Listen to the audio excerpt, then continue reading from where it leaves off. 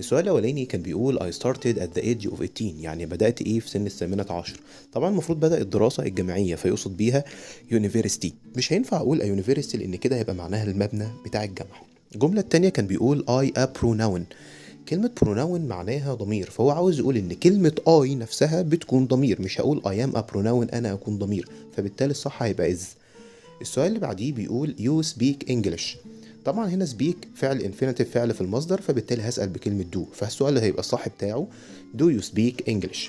السؤال اللي بعديه بيقول فيه this mobile isn't mine. هذا الموبايل مش ملكي.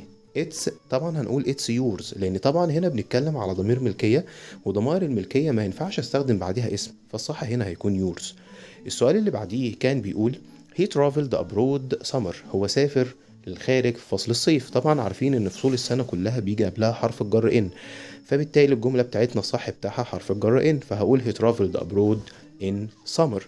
السؤال اللي بعد كده كان بيقول he drives his car carefully.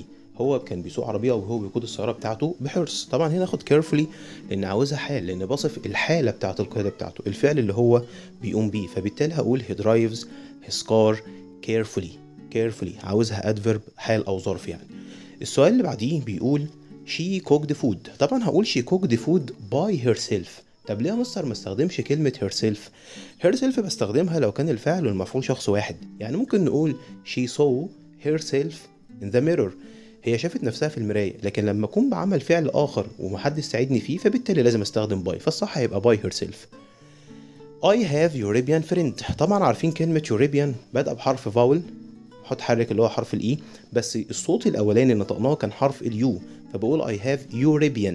European، فطبعا يو هنا هستخدم معاها كلمة A، فالصح هقول I have a European friend. شوف إجاباتك وراجع تاني، واستناكم إن شاء الله في فيديو جديد، ويا رب تكونوا استفدتوا من الفيديو ده. ما تنسوش الاشتراك والشير عشان كله يستفيد. مع السلامة.